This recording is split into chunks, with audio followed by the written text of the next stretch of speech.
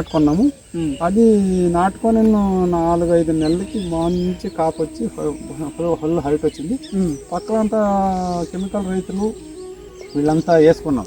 చాలా సంవత్సరాల నుంచి ఉంది. ఆ ఆకు క్వాలిటీకి, ఆ లీఫ్ క్వాలిటీకి మా ఆకు క్వాలిటీకి చాలా డిఫరెన్స్ ఉంది. ఈ ఆకు వంచినా కూడా వంగదు, అంత బలంగా అంత దృఢంగా ఉంది. వాళ్ళదైతే మెత్తగా ఉంది. అది ఆ ఆకు వేస్తే పురుగులు పాల పురుగు వస్తుంది, మాది రాదు, గట్టిగా ఉంటుంది. వెస్ట్ అటాక్ తక్కువ, దానికి ఏం వాడలే. మొత్తం భూమి కూడా ఏ ఒక్క కలుపు మొక్కలు కూడా లేకుండా మంచి సారవంతంగా ఉంది. అది మనం మేపినా కూడా 80 కిలోలు వచ్చింది మన గుడ్డుకు.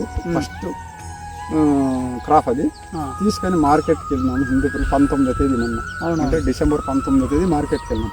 ఆ రోజు 600 నుంచి 830 టాప్ పోయింది. టాప్ లో మాది టాప్ పోయింది. అది ఎవరు చూసినా మా కుక్కను అంటే మా గూడుని ముట్టుకుంటారు అన్నమాట. ఇది ఎంత గట్టిగా ఉంది, బాగుంది అని బ్లేడ్ తో ఇట్లా కోసి చెక్ చేసిన, గట్టిగా ఉంది. అది టాప్ రేట్ 3వ రౌండ్ కి నాది టాప్ పోయిందండి, టాప్ రేట్ పోయింది. దానికోసం అంటే భూమిలో కూడా మనం ఈ ఘనజీవం వేయడం వల్ల లీఫ్ క్వాలిటీ అనేది వస్తుంది. లీఫ్ క్వాలిటీ ఉంటే ఆల్రెడీ మనం పట్టు పురుగులు క్వాలిటీ వస్తుంది అనమాట. అంటే దాదాపు అంటే ఒక 50 మీటర్లు ఎక్కువ తిప్పుతుంది అది.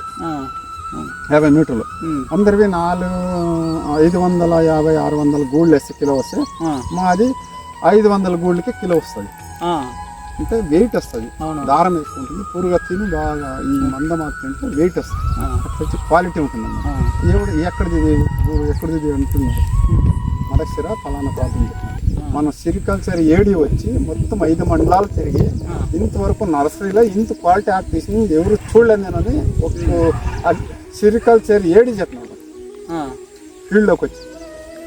ఆయన బిల్లు పెట్టాలి కదా, దానికి పెడితే ఒక సిరికల్చర్ డిపార్ట్మెంట్ కూర్చి ఒక షెడ్కి కానీ దీనికి కానీ ఒక ఇంతో ఆర్థిక సాయం చేస్తారు. అందుకోసం చూడడానికి వచ్చినారు, ఎంత పెట్టినారు, వీళ్ళు ఎంత రాస్తున్నారు అని తెలుసుకోవాలి. ఎలా ఉంది మీ పద్ధతులు ఆయన తెలుసు. 2-3 సార్లు మమ్మల్ని కూడా పిలిపించి ఆడ మీటింగ్ పెట్టినాడు సిరికల్చర్ ఆఫీస్ లో.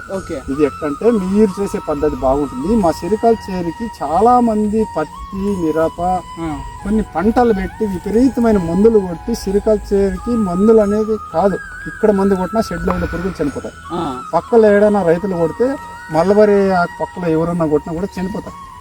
అందుకోసం మీ ప్రకృతి వ్యవసాయం చాలా బాగుంది, ఇది అన్ని మీరు కంటిన్యూ చేయండి, మా మల్బరీలు కూడా చేస్తాము మేము చెప్తామని మా అమ్మని తీసుకెళ్ళి అందరినీ దాదాపు 20-30 మందిని తీసుకెళ్ళి సిరికల్చర్ ఆఫీసులో మాకు మీటింగ్ కూడా పెట్టినాడు.